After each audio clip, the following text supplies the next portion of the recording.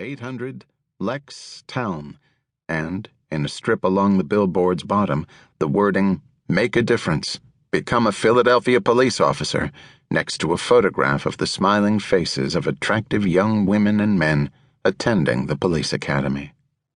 Payne walked quickly to the daily grind.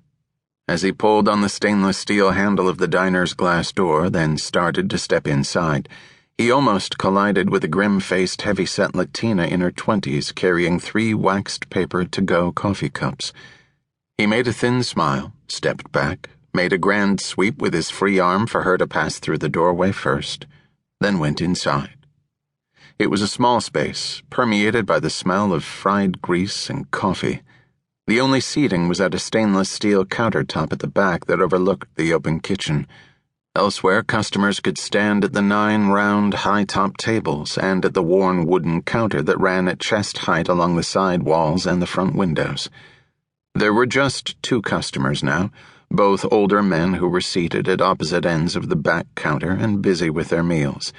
An enormous, coal-black man in his 40s, wearing a grease-stained white apron tied over jeans and a sweaty white t-shirt, stood stooped at the gas-fired grill, his large biceps bulging as he methodically worked a long-handled wire brush back and forth. Flames flared up with each pass.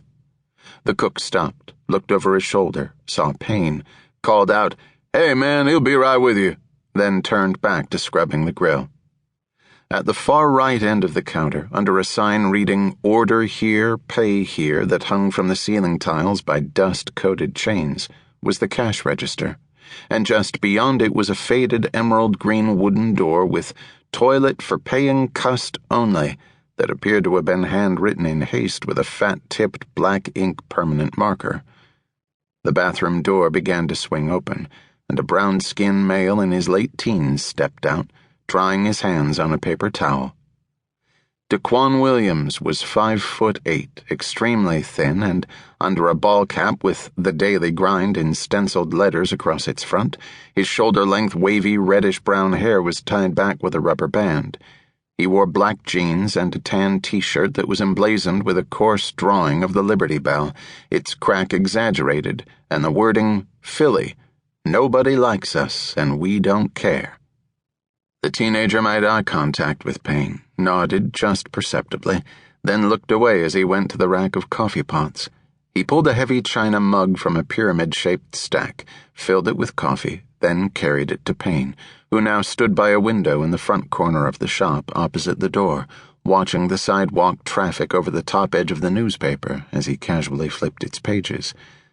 The teenager placed the steaming mug on the wooden counter beside a wire rack containing packets of cream and sugar. "Thanks, DeQuan," Payne said, then yawned widely as he reached for the coffee. "I really need this." He held out a $5 bill. DeQuan didn't take it. He nodded toward the enormous cook cleaning the grill. "Boss man say you don't pay," he said, keeping his voice low so as not to be overheard. "I appreciate that, but I like to pay my way." Payne put the money on the counter, then sipped the coffee. DeQuan nodded. He took the bill. Payne glanced at DeQuan's left ear. What looked like a new diamond stud sparkled in the lobe. Payne considered mentioning it, but instead gently rattled the newspaper cover page. "So," Payne said quietly, "what do you know on this hit?" DeQuan's eyes shifted to the front page of the newspaper, and his facial expression changed to one of frustration. The photograph showed, behind yellow tape imprinted with "Police Line Do Not Cross," 2 members of the medical examiner's office standing at the rear of a white panel van.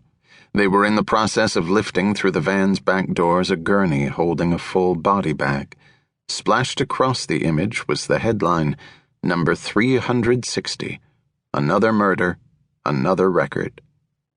The teenager, head down, quickly turned on his heel and marched to the cash register. He punched in the coffee, made change, then carefully closed the cash drawer as he scanned the front door and windows. Then, from beneath the register, he pulled out the busboy cart and rolled it to the front of the diner. "Your change," he said in a normal voice, holding the money out to Payne.